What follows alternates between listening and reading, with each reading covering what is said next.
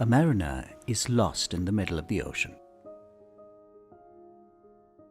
All around him, he sees an infinite number of directions that he could steer his yacht. And if the direction he chooses is off by less than a degree, over time and distance, this error will get bigger and bigger, and he will end up in the wrong place.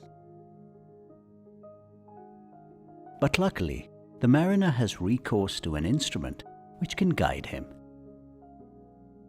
An instrument that will help him to set course and also correct it when required. A simple instrument that does just one thing. This instrument points north. And that one reading is enough for the mariner to navigate this vast ocean.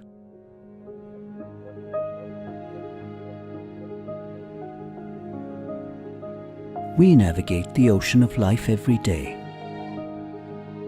Where is our compass?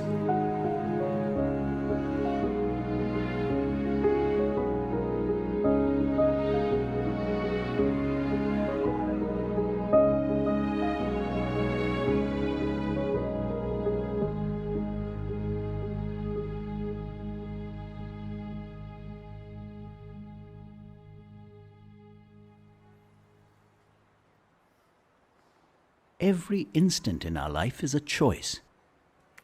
Every thought and action is a choice. It is an acceptance of one option from an infinite number of possibilities. Little wonder, then, that we are sometimes lost. What is the right choice? What is the right thing to do? Is it always wrong to lie? Or are there times when the truth can do more harm? What should I do when I see someone in distress? Should I be doing more to help my aged parents? Is a vegetarian diet morally superior to a non-vegetarian one? No one can definitively answer these questions for us. Ultimately, the compass that will guide us is within. It is personal. But we can help each other in learning how to find and read this inner compass. This series hopes to do that. We will approach some basic yet complex questions that we often ask ourselves. Questions that are not easy to answer. Questions that put us in a moral dilemma.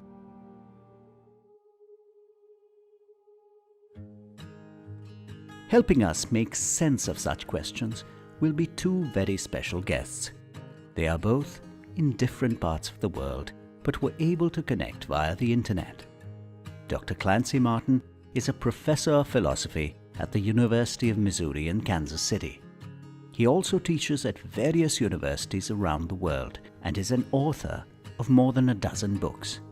He is a Guggenheim Fellow and a contributing editor to Harper's Magazine. His writing has also appeared in The New Yorker, The Wall Street Journal, The New York Times, among others. He has extensive experience of the Western School of Philosophy, a tradition whose origin is most commonly identified with Socrates, followed by Plato and Aristotle.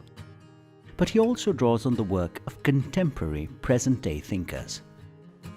And I don't go to these thinkers so much for definitive answers. I don't think we're going to find definitive answers to these questions, and we may not want them. What I think we can do is channel these great thinkers of the past so we can become more and more refined in our thinking about our own particular moral situations, so we can feel a little bit more grounded in the way we become aware of those situations, the way we evaluate them, the way we make decisions in those moral contexts, and then, of course, also about the outcomes, and whether or not those outcomes are actually the desirable ones.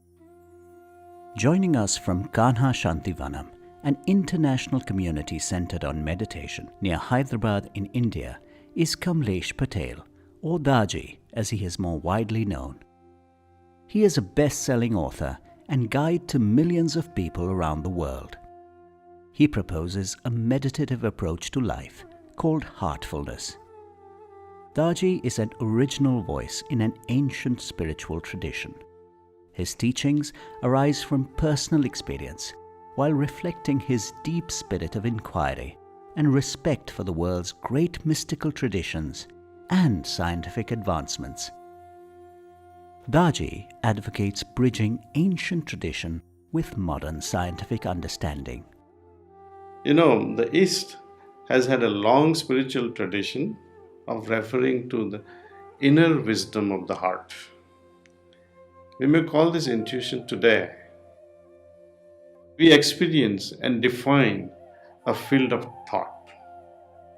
We feel before we think. Love, care, gratitude, compassion. All these emanate from the field of the heart. The heart has about 40,000 neurons that play a central role in shaping our emotions, perceptions, and, more importantly, decision making. It's interesting that both our guests are not exclusive to their traditions, but represent a balance between the East and the West. I have myself learned a lot about how to approach these questions and how to find better answers to these questions through the Eastern traditions. In this series, Clancy and I seek to draw on both spirituality and philosophy, science and psychology, to help us approach everyday problems. I humbly invite you to join us.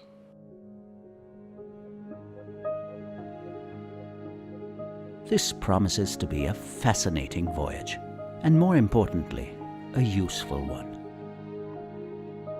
Welcome aboard.